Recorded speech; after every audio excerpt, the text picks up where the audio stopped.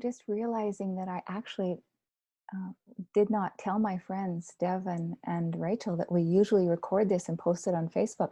I should probably have a little meeting with them to decide about that. Rachel's got her thumbs up. Devin, okay. All right, thank you. We can see when we're done how we feel about it too, and we can have a meeting at that point. Hi, Brett. Good to see you down there. So it's 7 o'clock. So we just take a moment and just rest into the community gathering and just have some happiness at the opportunity to be together. And just let that in. Let the sense of being in the Sangha in. The sense that we're gathering here in the Sangha to practice together and to share together, share the Dharma. And just let that ease your body and your heart. And sensing the presence of the folks here, just let yourself sense the kindness of each heart here and the sincerity of each heart here.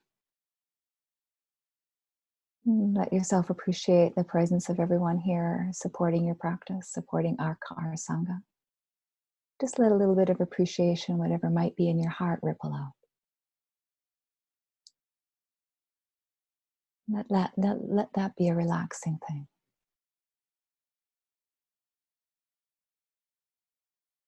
Invite ease into the body, into the heart. And then as you send appreciation or feel appreciation for everyone here, also sense that each person here values your presence, that your heart is special and precious here. And receive the sincere wishes of each person for your well-being. So glad that everyone's here.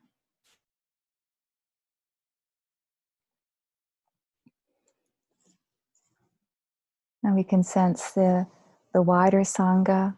Rachel's going to lead us in the refuges in a moment, but I want to just acknowledge the wider Sangha of Treaty 6 that we're all a part of, the traditional home here of the Cree and the Saulteaux, the Nakota, the Dakota, and the Métis. Also the larger community of nature that we're all a part of. Each breath, supporting us all.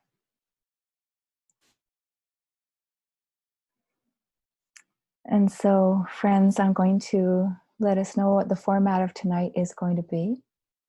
And I just need to say how tremendously excited I am about tonight. I just feel so unbelievably happy to be able to introduce you to my friends and introduce my friends to you. And I feel like in a way I'm introducing two parts of my family to each other. And the family that I've been a part of here, that we're all part of here in Saskatoon, this beautiful community that we really support each other in and are beginning to support each other more and more, is so life-giving. And the community of my teacher training cohort, which has been such a blessing for me and I think for all of us for the last 3 years. Such a blessing. And so I have the honor of introducing Rachel and Devin to you tonight.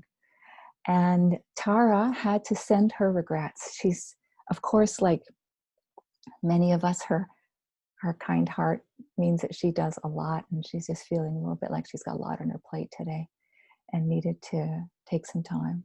But she sends her regrets and hopes that she can come another time. And so I want to introduce to you Rachel and Devin. And so Rachel has actually been a friend to our Sangha for quite a while because she visited us last month and chanted for us last month. And then she's also the one who has donated our community bell for our retreats. And I shared this a month ago, but she's the one, so Rachel, your generosity rings out in our retreats all the time. Every time I ring that bell, I think of you. So thank you so much. And Rachel's from Vancouver, She teaches with the BCIMS, the British Columbia Insight Meditation Society. She's a graduate of DPP, that's Dedicated Practitioner Program, and the Community Dharma Leader Program. We were both in that together. She did all that while she was getting her physics PhD at Yale. Just have to throw that in. And she has written a songbook. We've chanted with her and sung with her. Devin and I sing with her now all the time, right, in teacher training. And I've sung with her right from the get-go in DPP. So we've known each other, Rachel, since 2008. And so I've got to sing with you since then. And so Rachel has put together her own songbook of chanting, her own choral arrangements. And so she's going to chant for us tonight. She's going to open our time together and close our time together as well with a chant. And then Devin is another astounding person who I just feel so privileged to know. And Devin also, he's from now California originally, now in Massachusetts. Is that right, Devin? California originally? Yep. And long-term, this, like Rachel, long-term retreat practice, long retreat practice, deep retreat practice. He also graduated from the DPP, and he's a teacher at Spirit Rock, as Rachel is as well. Devin served as a core leader for the San Francisco POC, People of Color Sangha, POC Insight Sangha. He's a community teacher at the East Bay Meditation Center in Oakland, California, and he co-founded the Teen Sangha there and the Men of Color Sangha. And he's on the board of directors, as Rachel is also of the Insight World Aid, and he's also on the board of directors of Insight Meditation Society, which is where we do our training. And he's developed, one of the things about Devin that really moved me was he's developed these retreats called Deep Liberation Retreats, which really call on ancestral healing. And maybe he'll touch on that tonight. I hope you do, because those retreats are so innovative and groundbreaking, and I really connect with him and in terms of feeling ancestral support. And so this is Rachel and Devin. We're so happy that you're here with us. I'm going to refrain from going on and on, which I could for the whole time. So I want to say that my friends have offered a great generosity tonight. They have a tradition of offering dana, any dana that they receive at a gathering. What they've done is offered to share, to offer that any dana that we receive tonight with an organization in Saskatoon that we feel may be benefit from the donations, the dana that's offered tonight. And so I want to really honor their generosity and honor their kind hearts, and let everyone know that we had a little meeting today in our planning committee, and we thought that it would be nice to offer any dana that's received tonight on behalf of Devin and Rachel and myself to two organizations in Saskatoon. One is OUTSaskatoon, which we feel is a wonderful, we're connected with that organization. We want to celebrate them because it's Pride Week, or was Pride Week last week. And so OUTSaskatoon is where we thought we would offer some of this dana. And then the other place is the Core Neighbourhood Youth Co-Op, which is a youth co-op, a wonderful place in the center of town. And we feel like that's a great place that really looks at or addresses racism in all ways through supporting youth. And so we want to offer to those two organizations, and also in recognition of Indigenous Day, which was Sunday, June 21st. So Devin and Rachel, such immense gratitude for that. And we can all take, I hope we can take happiness in knowing, I'll send you links for those two groups so you'll know where your generosity is supporting. And so tonight, if you wish to offer dana for this event, you can send that in with a little note saying friends on it, and we'll know it's for tonight, and we will send it over to OUTSaskatoon and Core Neighbourhood Youth Co-Op. And so tonight, Rachel, we're going to begin with the refuges and the refuges, and Rachel's going to lead us in the refuges, and then Rachel's going to treat us to a chant, the metta chant. Since it's metta night tonight, she's going to chant the Metta Sutta in English, And then Devin is going to lead us in a metta sit until 7:30. And then I'll come back in and I'll explain the rest of the evening. We're going to share the talking time. And then at the end, Rachel is going to chant again for us in Pali, the language spoken at the time of the Buddha. And Devin is going to dedicate the merit. And so Rachel or Devin, anything you want to say to begin? I kind of hogged all the time there. Yeah, Rachel and Devin, if you want to just say a couple sentences, if you like, just to put your voices in the circle. Sure, I'll just say hi from unceded Coast Salish lands.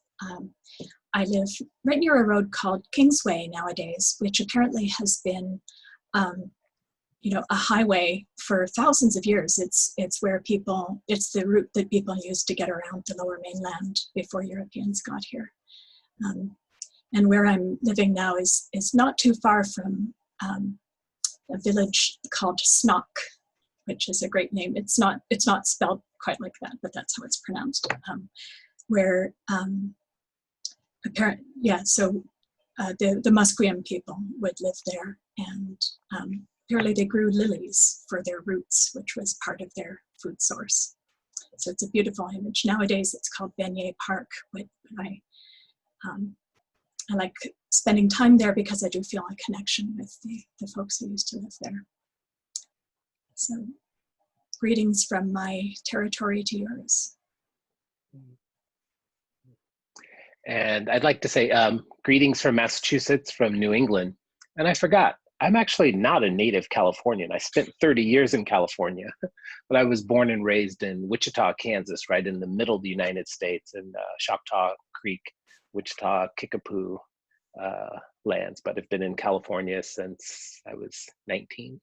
So, and really happy to be here with you all, particularly on Metta Night. It is the foundation of my practice. And yeah, if I show up anywhere, Metta Night's a night I'd like to show up. So glad to be here with you.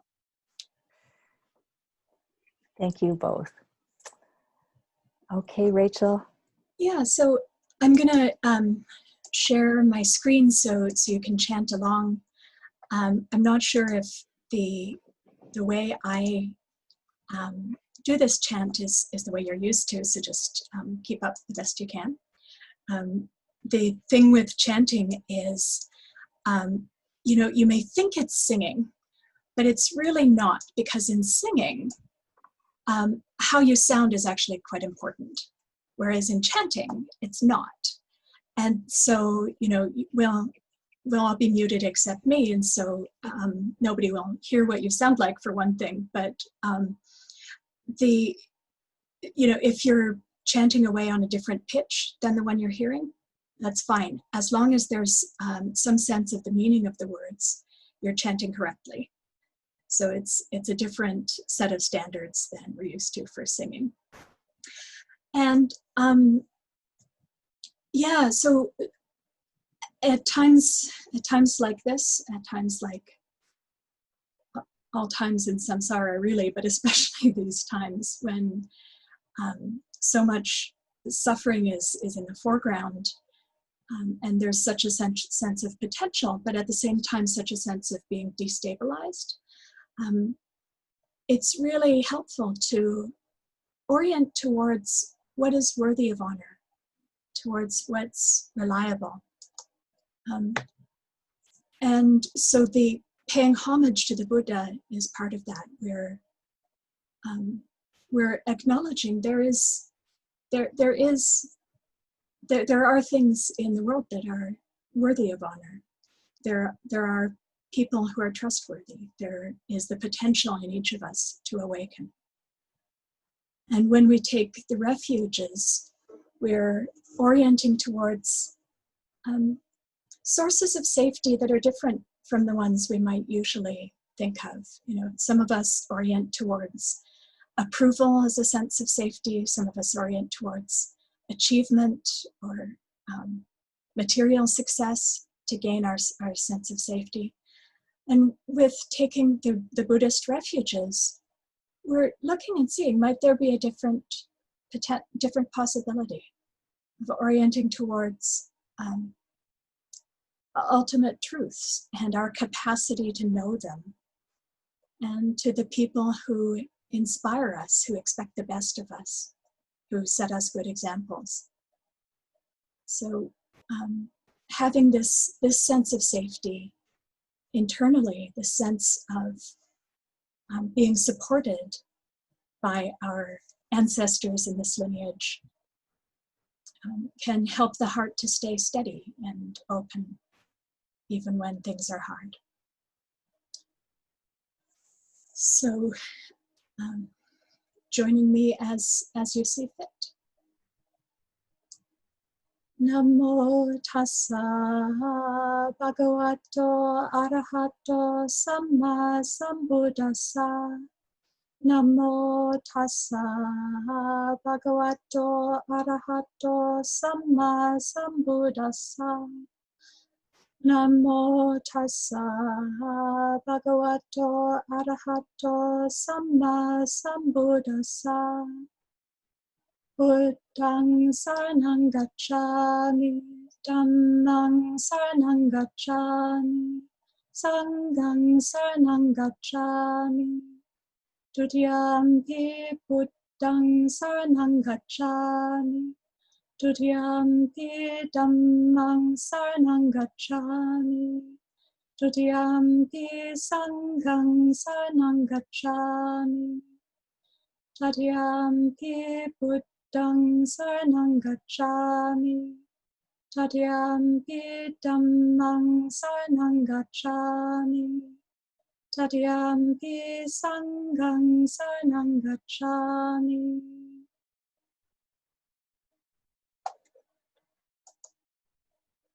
And I'd like to also offer the Metta Sutta in English. So you can see the words and some little triangles on the screen right now. The triangles are where the pitch goes up and down, and when there's no triangle, the pitch is in the middle.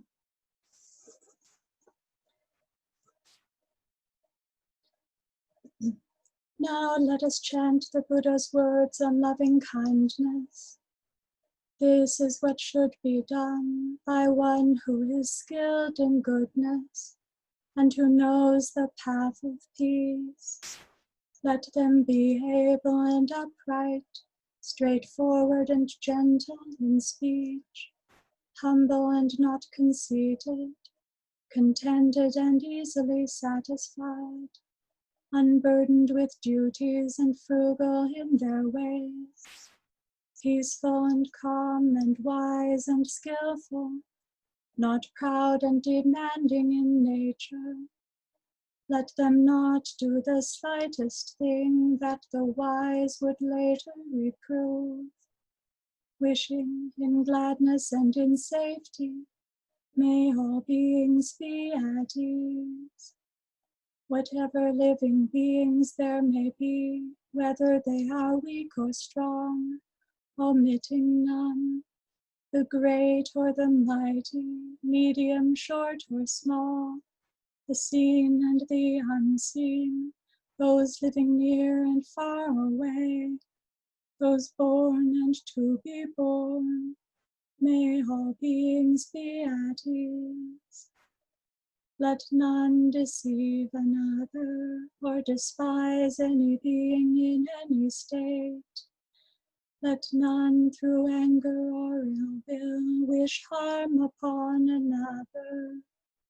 Even as a mother protects with her life her child, her only child, so with a boundless heart should one cherish all living beings, radiating kindness over the entire world, spreading upwards to the skies and downwards to the depths, outwards and unbounded, freed from hatred and ill will. Whether standing or walking, seated or lying down, free from drowsiness, one should sustain this recollection. This is said to be the sublime abiding. by not holding to fixed views, the pure-hearted one, having clarity of vision, being freed from all sense desires, is not born again into this world.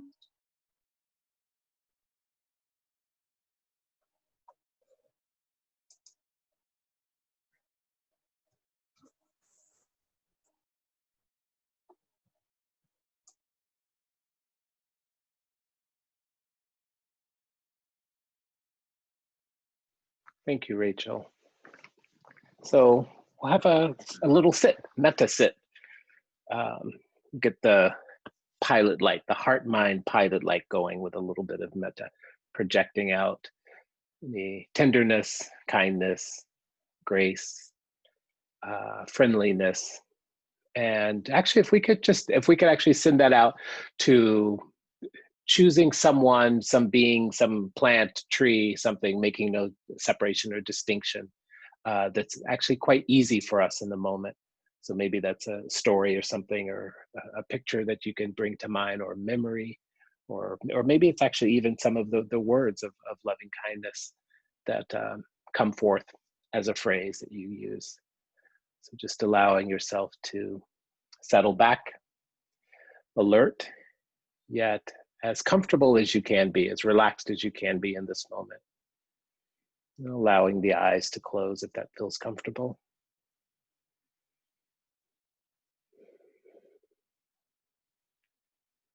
And then the projecting of friendliness or loving kindness. As it said in the teachings, it's just as if a mighty trumpeter were to, with little difficulty, to make a proclamation in the four directions. So by this liberation of the mind, through the development of loving kindness, we set the example, leaving nothing untouched, nothing unaffected, nothing out of earshot.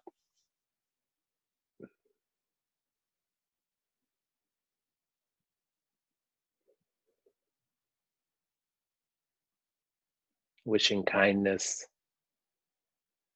and safety, wishing a life of ease,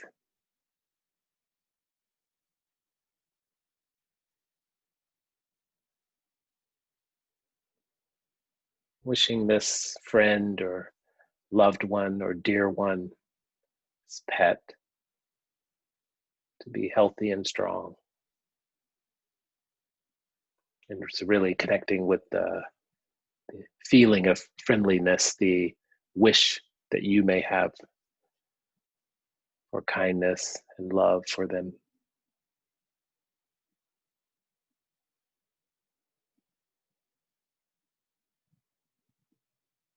Allowing it to come from a relaxed body.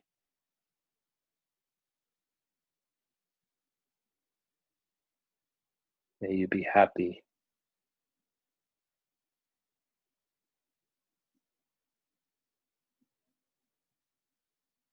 May you be peaceful.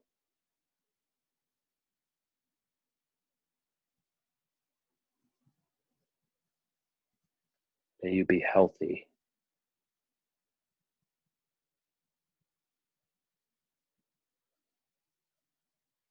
May you be at ease.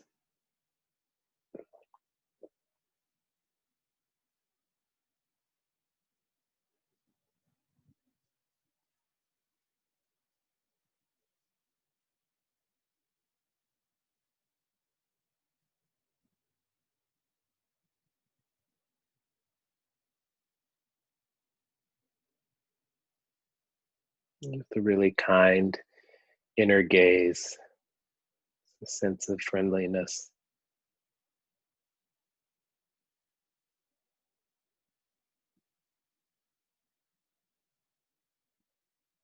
It's including ourselves in this wish for happiness, intention for goodwill.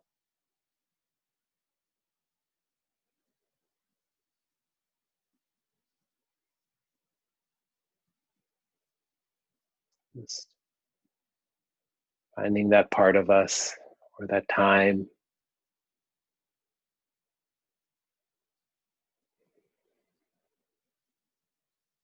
It's making space for ourselves.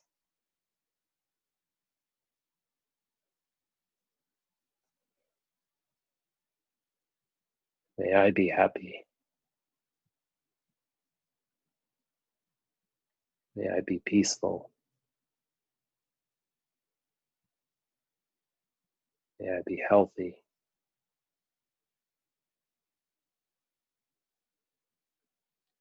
May I be at ease.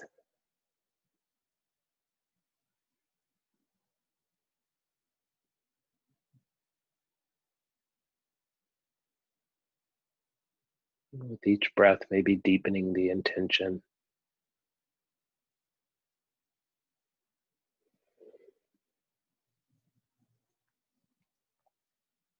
Sometimes I find it helpful to a hand on the heart if that's comfortable. It's not necessary.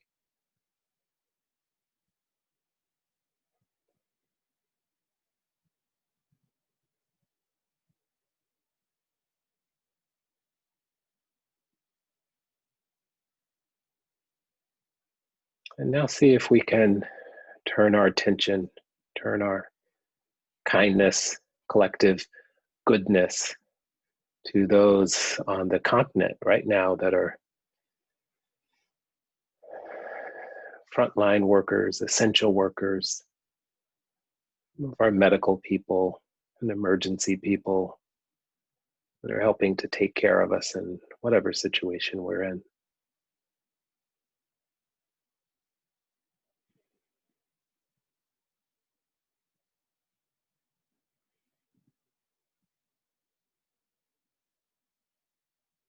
Those that are helping to protect us,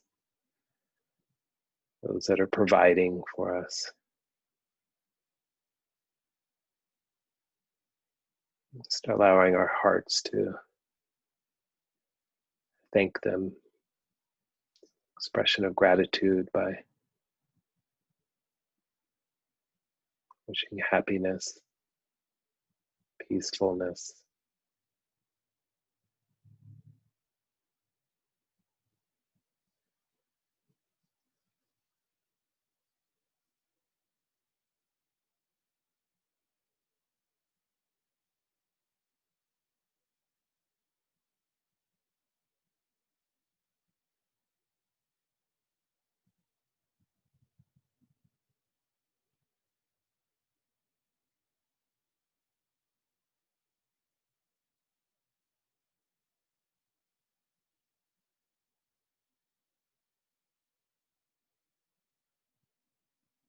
Wishing for the health and safety of those taking care of the elders, taking care of the veterans.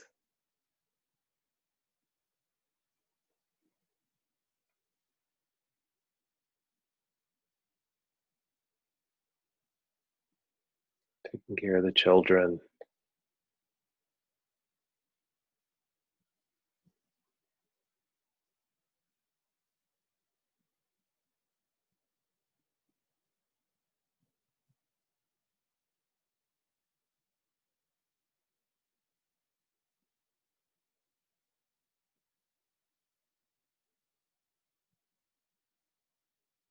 If there's a sense of overwhelm at all, then actually coming back kindly, the kindness and the gentleness to maybe the anchor at the breath, warm or cool air at the nostrils, or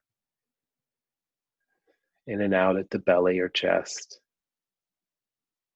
directing the energy to the flowing energies in the hands or the feet,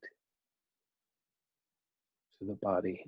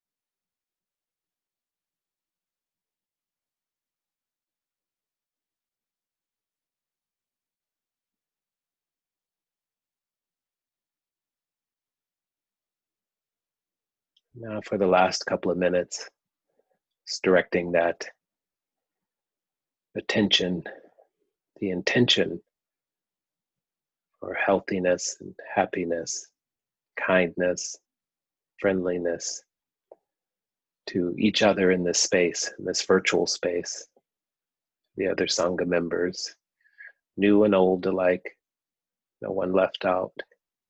Any of the faces that you might remember, names that you might remember, just wishing each other peacefulness.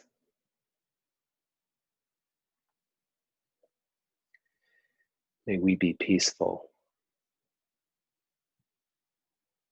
May we be happy.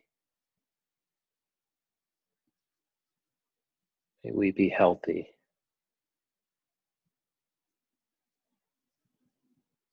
May we live with ease.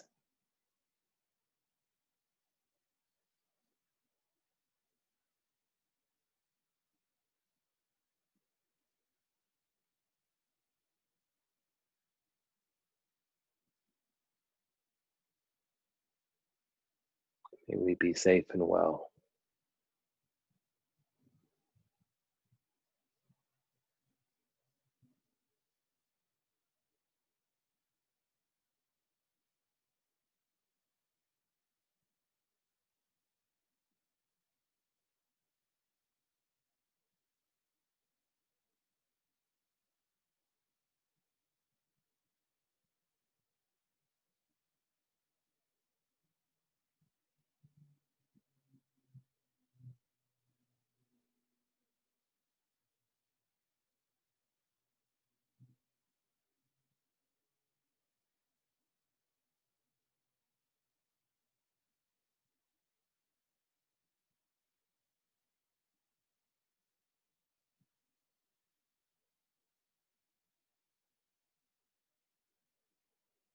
And now for this last minute of the meditation, just allowing yourself to receive, just allowing the words to wash over you, just allowing the body to relax and sit back a little. So I offer loving kindness for the community, my gratitude for being able to visit with you, and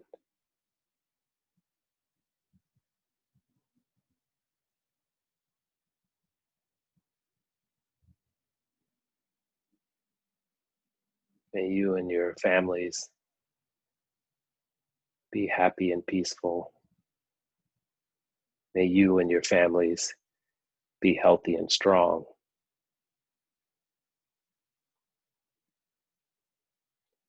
May you and your families feel safe and protected.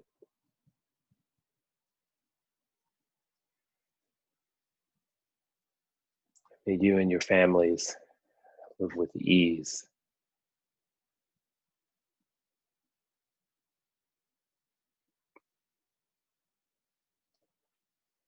And may you and your family and all beings, without exception, awaken and be free.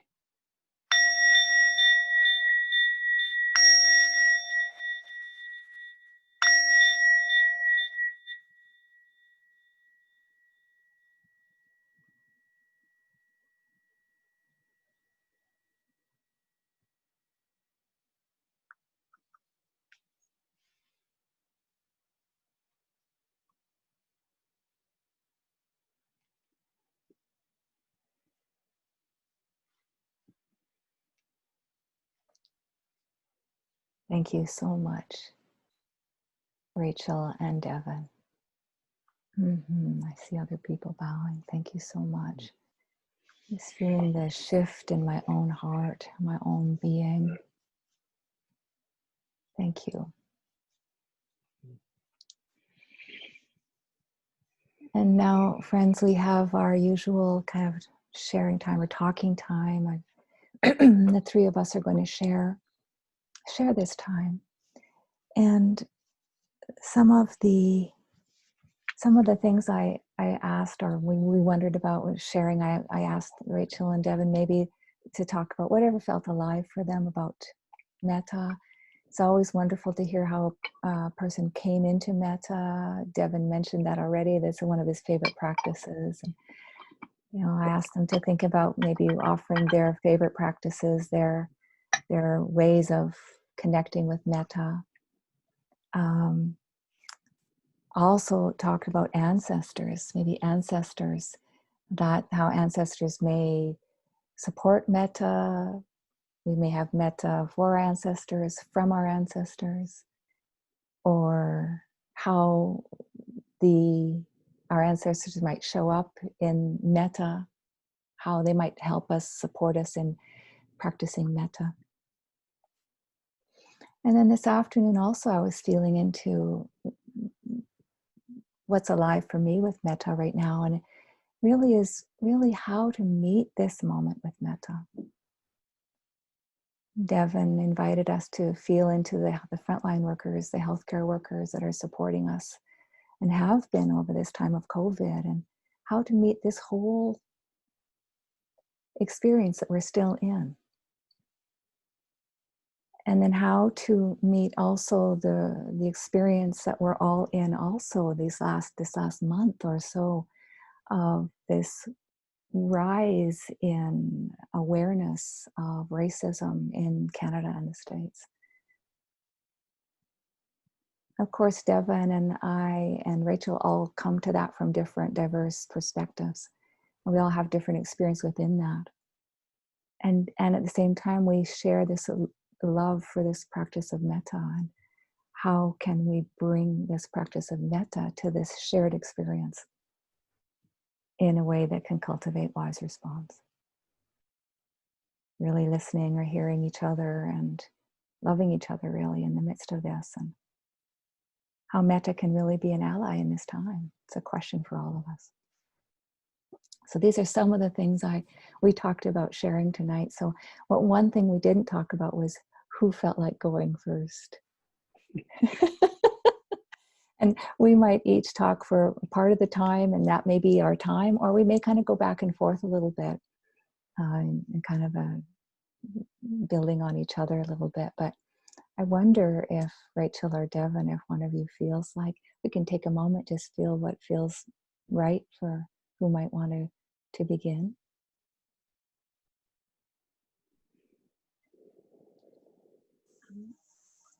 I think when you said ancestors, what came up for me was my great-grandparents, who I never met, but they're very alive for me because of my father's stories about them.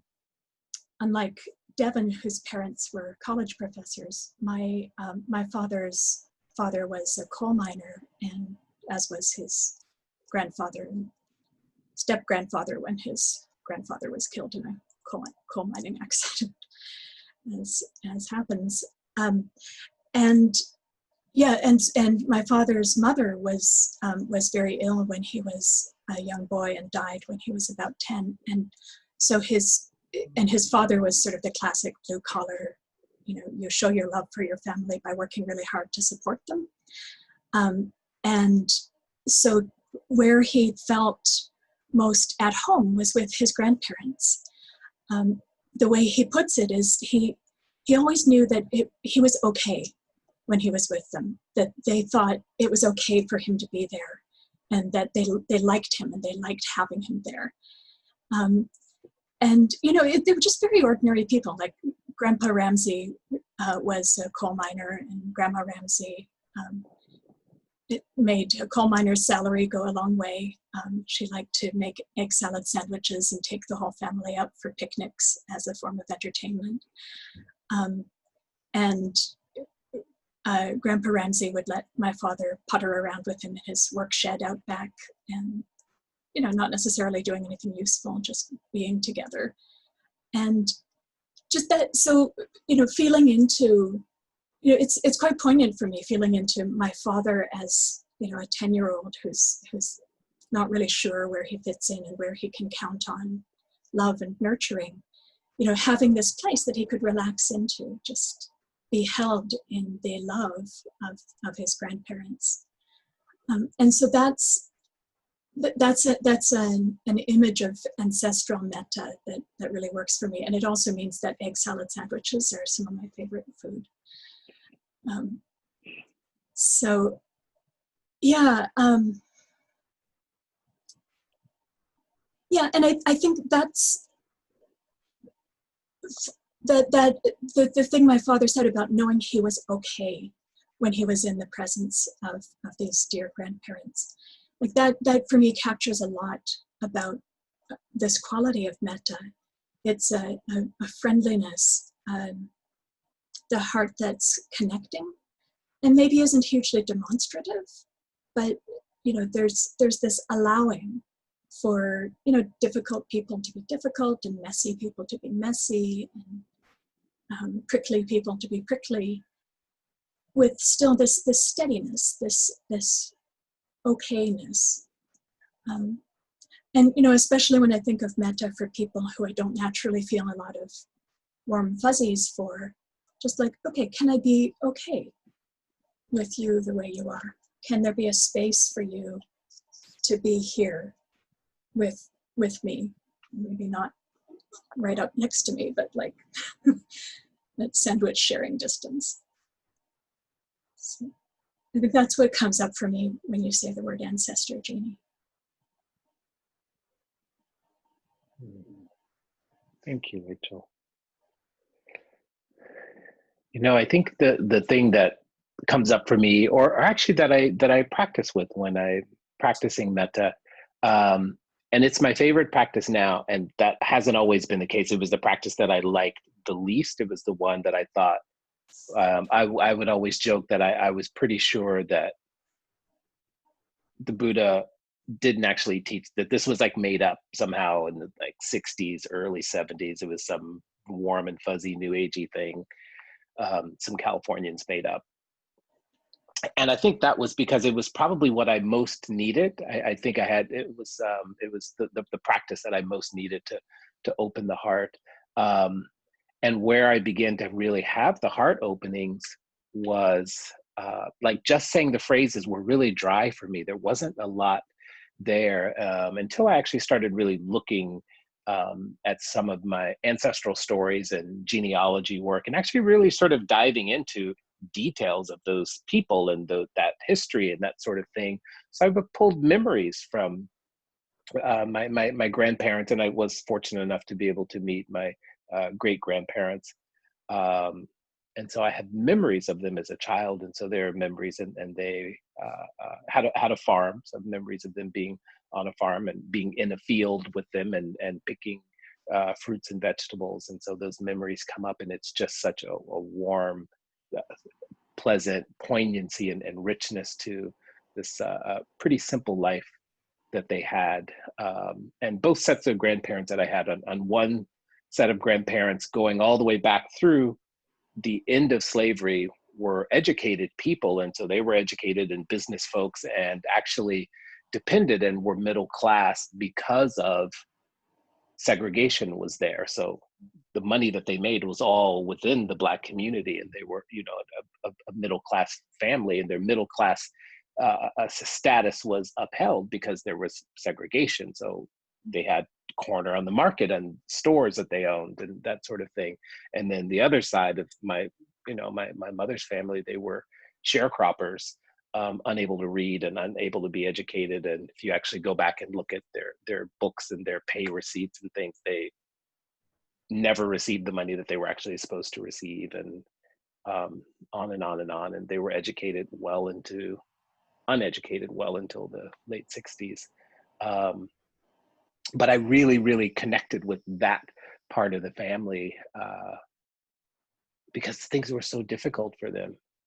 And in that difficulty, it was easy for compassion to naturally arise, just in looking at the old pictures, seeing it, reading their old stories. Compassion naturally arises from that place. So I used to, my metta practice, I would actually sit with all of these pictures around me and these stories that I had. And that's how I actually really got a lot of juice from my own metta practice, because I could actually run through all of the stages of the Brahma Viharas, and the compassion coming up for the difficulty, this hard scrabble life coming up, and then actually joy out of actually seeing my grandparents and other folks, and seeing some of these pictures of what life must have been like. So then, right, mudita and joy comes up from that, and then the balance of it all, right, being able to hold all of the joy and all those wonderful memories and all the difficulties of being in the United States at that time, or being Black people in the United States at that time, or just being human beings at that part of the century, right? Holding that with some balance. And all of that actually had me then have a better understanding for myself, or direct experience of the Brahma Vihara practice. So my metta practice just sort of took off from there. And once I could actually sense or feel a little bit of that, then it just became a practice that I do now more off the cushion than on the cushion. So most of it actually isn't me doing a guided metta meditation at all. It's just out and about in the world, because I see where it helps to orient my mind towards the wholesome, or towards centering experiences and people and understanding that's actually loving and friendly, versus a mind that's news obsessed and screaming and upset all the time, because that's pretty easy to do with all sorts of things going on. So I don't bypass them. I just genuinely am trying to offer myself and other people metta. And not that, right, it's not going to work 100%. There's times when it feels like, right, you just want to be upset. You just want to be upset. Well, And yeah, and of course, as you practice metta, one of the things that happens is all of the things that obstruct the natural flow of metta come up. My first extended period of practice with metta was the 2-month at Spirit Rock. That the first time I did it as a metta, well, a Brahma Viharas practice. And I think I had this image that I was going to go in, and it's sort of like sitting on a rainbow lotus flower, dispensing goodwill in a sort of queenly manner to all beings. And just I had this view of myself that I wanted to sort of see come to pass, of like just this really open-hearted, loving person. And yeah, so it was different than that. So those of us who've been raised in Anglo-Canadian culture might have had families that were similar to mine, where you could feel any feeling you wanted. It was all fine, as long as it was something pleasant. And so I feel like that retreat was the one where I learned what rage feels like. I became consciously aware of, oh, right, I'm really angry right now.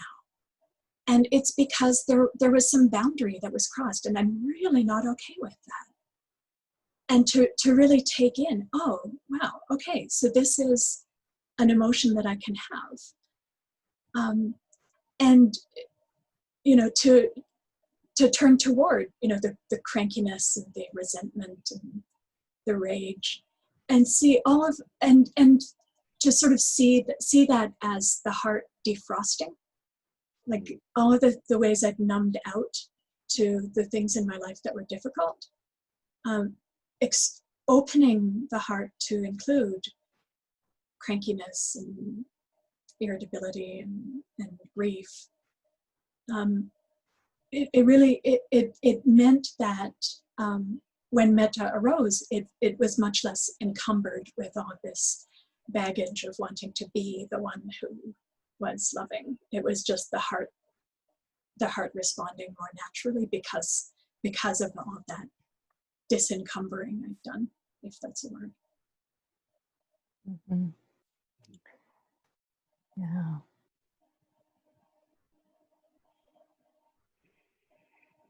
I have questions for both of you. Rachel, since you just finished with something. I want to ask you a question. Then I've got a question for Devin. How does music open metta for you, Rachel?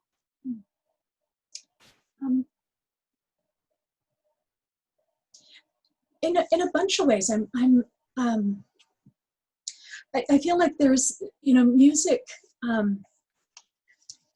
And partly I'm thinking that we all have something we love, yeah, and feel joy from. Yeah. So I'm kind of asking you this as a doorway for everybody into what they find joy in. Yeah, yeah. Yeah, and I think joy is definitely part of it. And I think for me, the tunes can carry a lot of emotion in themselves. Like some tunes are just really poignant. And so when you get a good tune combined with heart-opening words, it's just like a double whammy. And I think the other thing is that music kind of bypasses the rational parts of your mind that can get caught up in, well, should I wish well to this person, and like, should I like be guarded around that person? And it's sort of like just relaxing into the beauty of music on the one hand, or the beauty of the open heart on the other hand, and just feeling the rightness of it means you can kind of dispense with a lot of that, trying to figure out how you should feel about people. That's a short answer. For the long answer, I think I'd end up talking a lot about Audre Lorde. So. Thank you. And Devin, when you were talking about ancestors and how that, that's such a doorway to metta for you, how did that evolve? I'm stirring this to one of my favorite questions for you now, into the Deep Liberation Retreat. And what is the Deep Liberation Retreat that you've kind of created? Well, I will try to give the short answer. If it gets too long, you have to remind me, because I will just take off with it. It started in, and actually seeing part of a will in doing some genealogy work and having an understanding through the will that, or actually this is like real understanding of that some of my ancestors were actually considered property and not people, and actually like seeing them being given away, bequeathed to someone in a wedding, and just sort of having my mind blown by that, and then actually finding this person who turned out to be my oldest ancestor, who actually had come to the country as an indentured servant in 1693, and then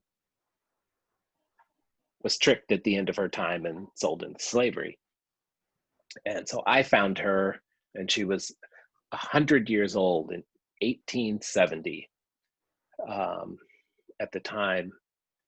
And then in tracking her, actually found the family that had enslaved her. And so I was just curious about sort of the path or the track of these two families, my family and the family that enslaved my family. So eventually finding a descendant of the family that enslaved my family, and having a conversation with the man. And so all the things that my mind went through for that, all sorts of things. And eventually, I mean, this is cutting it short, but eventually having an actual phone call with this man and realizing the amount of hurt and pain and bypass and delusion that it took for his family in particular to justify some of what they did, because his mother, this man's mother, as a little girl during this time, early part of the century, oftentimes African Americans in this part of the country were abused to no end, and so there were actually public spectacles made of harming people. And so the children were often there, and his mother had seen one of these events of a man being hung. It was like thousands of people would show up to these events, and it traumatized her. And she had this intention and will for the rest of her life to educate herself about people and about humanity and how they're treated and how they should be treated. You know, and of course she's doing this turn of the century when it wasn't done. Her kids didn't get the message. And on her deathbed, her son had promised that he would get the message in a sense, and he did. Until that time, he had been an avowed racist, you know, outwardly and explicitly. And so before he was going to die, he was figuring out a way to undo and untangle all of that. And he reached out to me, and we had a conversation, and I was upset that I wasn't more upset about the conversation that we had. It was like all sorts of things were there, right? There's like shame and guilt and curiosity. It's like all of these things there. And all I could do was the best was to bring my practice to it. But sort of that was my doorway into actually, and seeing the suffering, seeing the suffering of him and myself and our families. And it was something quite profound to go through. And I'm like shortening all the things. There are a lot of details of it that, you know, over time that were quite remarkable. But once I had that experience, then I realized that, the heart is, everything you need is already there. It's just the seeds are there. They need to be watered, right? There's already spaciousness there. There's already peace that's there. Everything is there. It's just I just needed to water it. And that's what I did. And so then had the explicit intention of just going forward, watering the seeds. And, you know, I missed the mark like everyone else here and there, like I said. But overall, it has been a profound shift in my life. So. Thank you. And now you have retreats that are actually grew out of that experience where you take retreatants to. Yeah, I actually take retreatants to, well, because much of that work that I did on myself, the metta practice, actually would do on the lands that my ancestors were enslaved on. So some of the plantations that they were enslaved on, the land that my family sharecropped on for years were on. And some of this was actually land, you know, that then was given to them at the end of slavery, but true to what happened to many of the natives in the area there, oil was found on the land and then the government reclaimed it all. So I tell people that somewhere in a parallel universe, I'm a billionaire actually, but you know, I've got a lot of oil in another universe. So. Thanks, Devin. So yeah, absolutely. So I do. So I take along with a couple of other people, African American folks, to sort of revisit, and it's difficult work, right? So people have to have done a significant amount of work before going to these places, because this can be easily trauma inducing, right? So folks have done work with therapists, have done a lot of meditation work and before doing it. Mm-hmm. Mm-hmm. And it's deep time liberation because it's going back to the past and healing and untangling, using your present moment experiences that seed the next generations going forward. So healing across a deep time liberation. And that's a name borrowed from Joanna Macy, who was a Sangha member of mine in Berkeley, California years ago.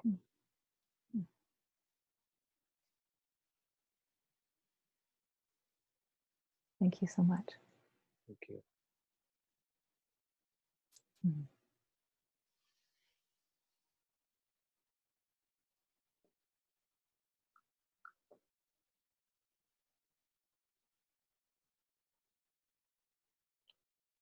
Rachel, anything else from you right now?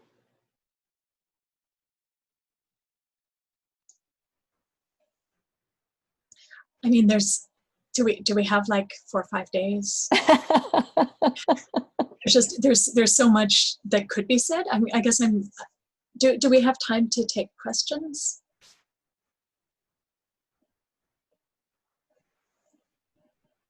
Yeah, I'm just wondering what's alive for folks. We could.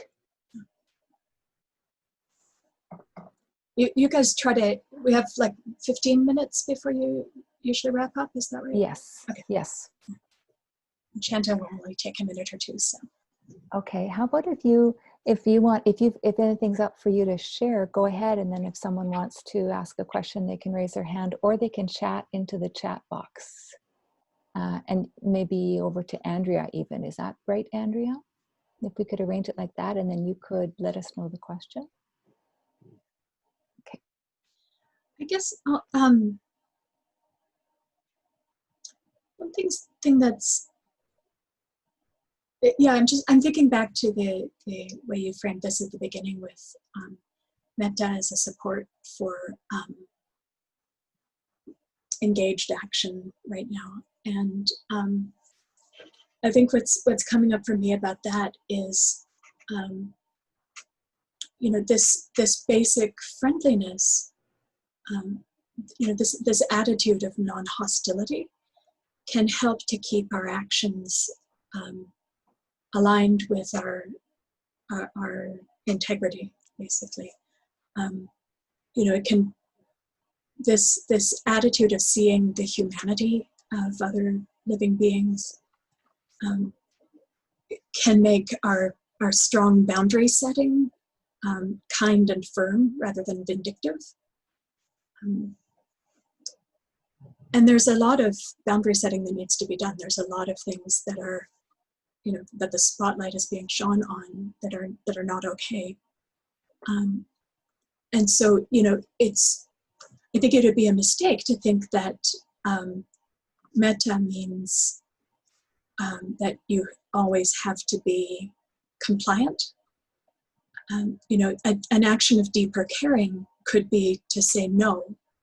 It's not okay to treat people like that, and I'm going to do my best to stop you from undertaking those harmful actions. And I'm going to do my best to do that without adding more harm to the mix, out of my care and concern for everyone's well-being. So, you know, I might, yeah. So it's the heart that cares, and so with this willingness to connect, when you're connecting with suffering, compassion arises. When you're connecting with joy, joy arises. And there's space in the heart for everything to be just the way it is. And out of this sense of connectedness, out of the sense of our shared humanity, strong action can come forth, and a deep patience can also come forth. You know, there's the injustices that are getting more mainstream attention nowadays have been going on for centuries, and they're not going to be completely rectified in a week or two. And so having the heart that has this grandparently love or great grandparently love that can hold the suffering of the world without being overwhelmed by it, and you know, being really tender and having the, you know, this inner nourishment of metta, I guess, to enable one to stay as long as it takes. Like, this may never be done in my lifetime, and I'm not going to quit. And it's not going to make me wither because I'm fed from within by this sense of metta.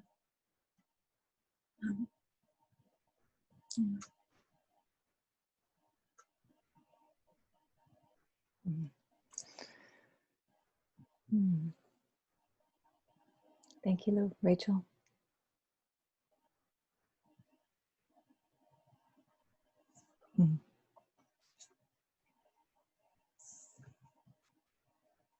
We do have a question in our chat. Question for Devin. Just how would you describe, maybe this was already kind of answered, but we've got a friend who's curious, just how you would describe the impact that your exploration with the ancestors had on you?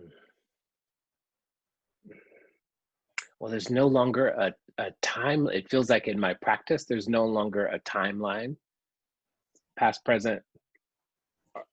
Just there's such an interplay of past and present, feeding the future. I can really see it. There's a sense of karma from that.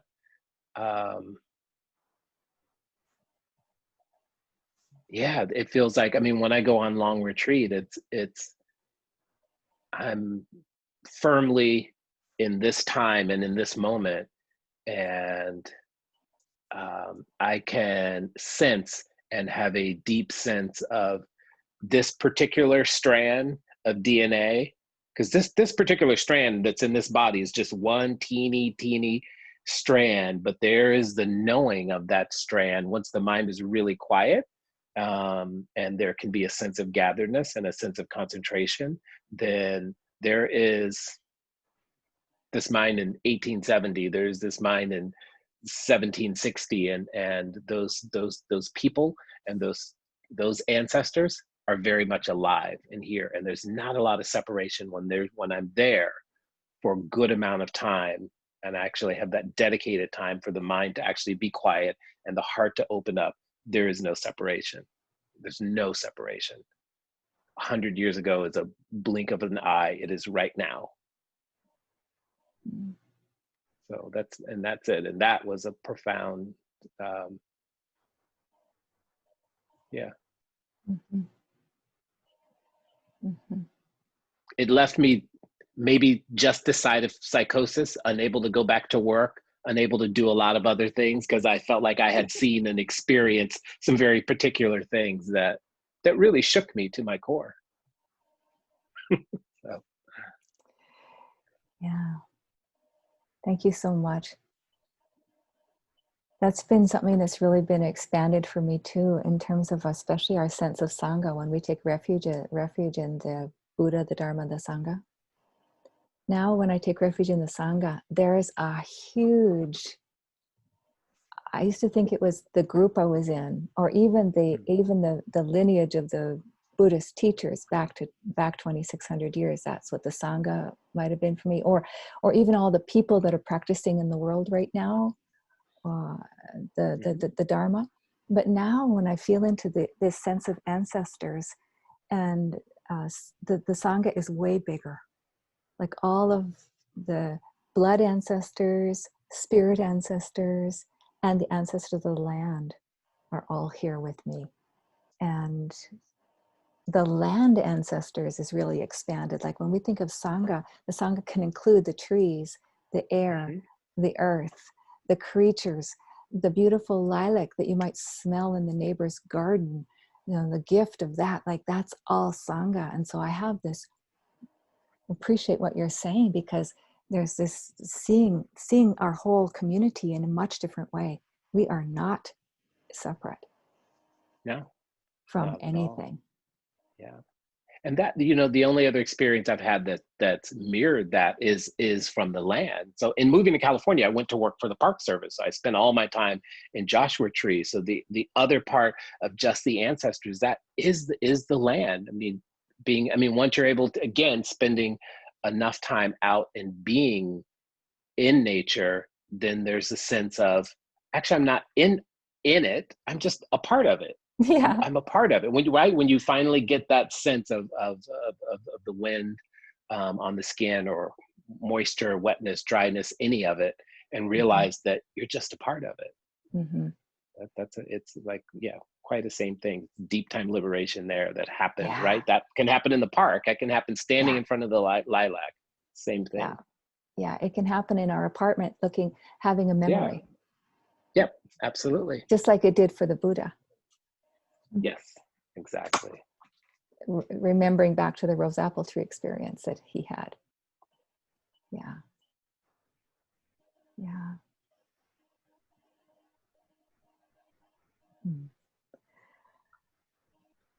it's 10 after 8.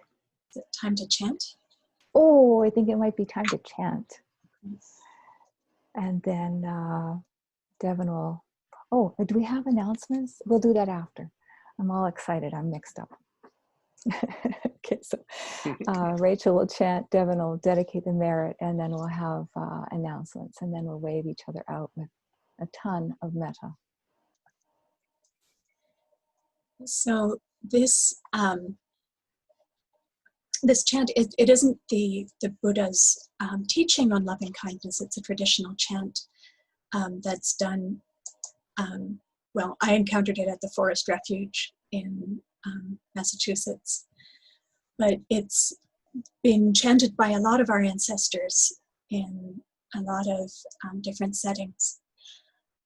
And so again, so the Pali words are the bigger ones, and the English translation is right there in italics. And like before, the pitches are indicated with little triangles. And if you're, so I invite you to chant along and just to enjoy the feeling of connecting with our ancestors in this lineage, to see how the heart feels to be holding these intentions of goodwill.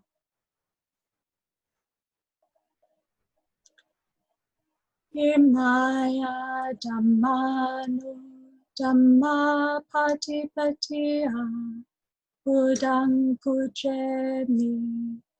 Imaya dhammanu dhamma patipatiya dhammang pujemi. Imaya dhammanu dhamma patipatiya sanghang pujemi. Ahang havero homi abhya padjo homi aniko homi sukhi hatanhang pariharami. Mama mata kitu acharihacha Nyatimitacha sabrahas charinocha awera hontu abhya paja hontu aniga hontu sukhi hatanang hariharantu. Imasmin arame sabe yogino awera hondu abhya paja hondu aniga hondu sukhi hatanang hariharantu.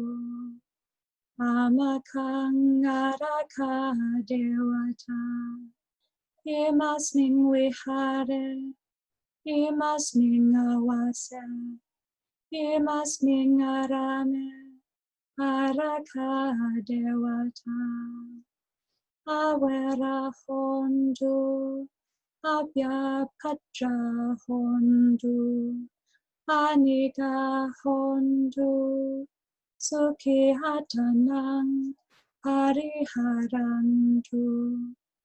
Sabbe satta sabbe pana sabbe bhuta sabbe pugala sabbe hattabhava harihapana sabba ittiho sabbe purisa sabbe hariha sabbe hanariha sabbe dewa sabbe manusa sabbe vinipatika awera hondu abhya paja hondu aniga hondu sukhi hatanang pariharantu dukkha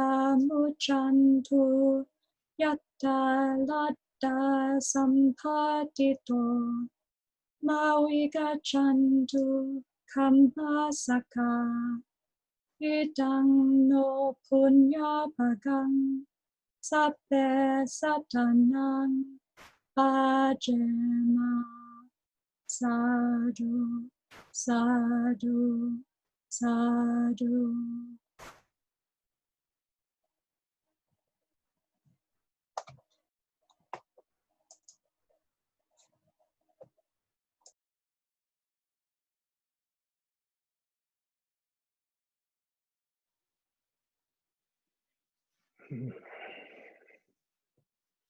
Listening to Rachel chant, it always feels like I'm cheating at metta. It's like an easy metta feeling that arises when you get to listen to the chanting.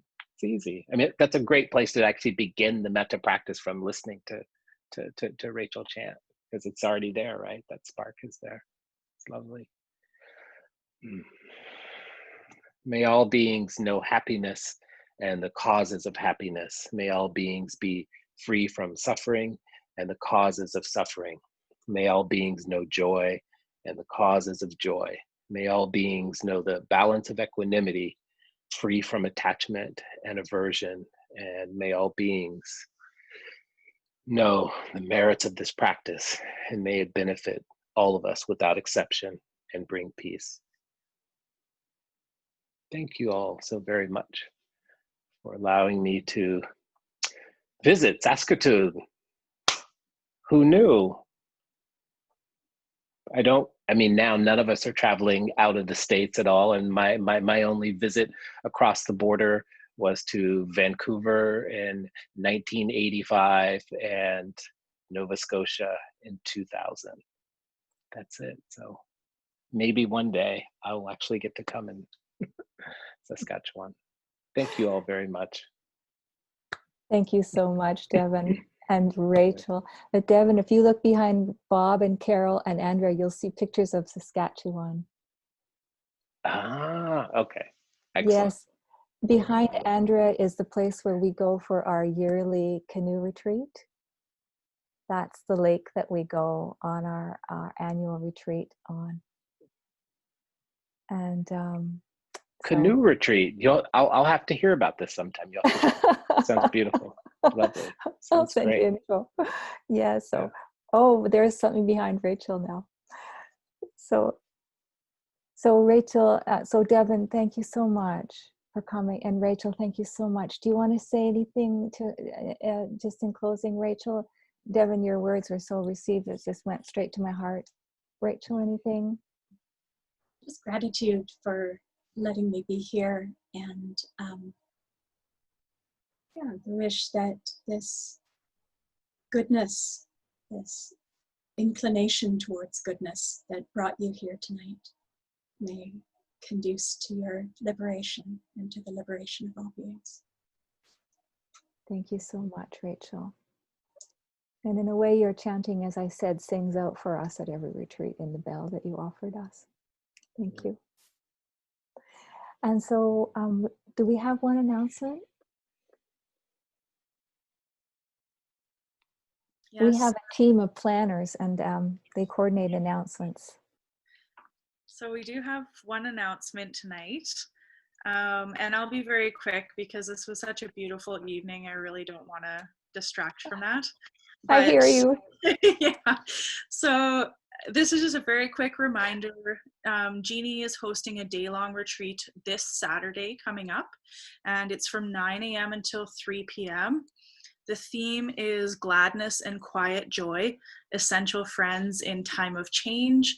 You can register on the website. It will be online, so you'll get a Zoom link in order to participate, and all the additional information is on the website. So thank you all.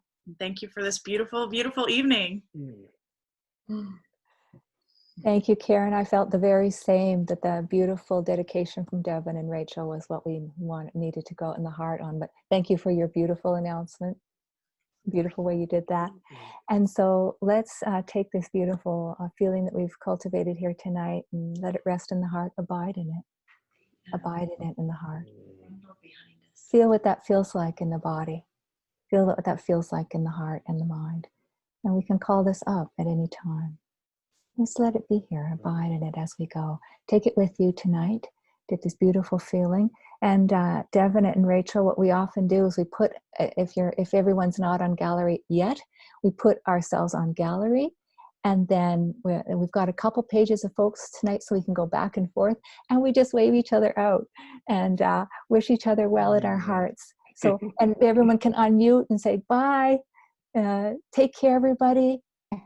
Bye. Bye. Lots of metta. Bye, everyone. Nice to meet you all. Bye. See you on Saturday. For coming. Bye-bye. Bye. Bye-bye. Bye. Nice to meet you all.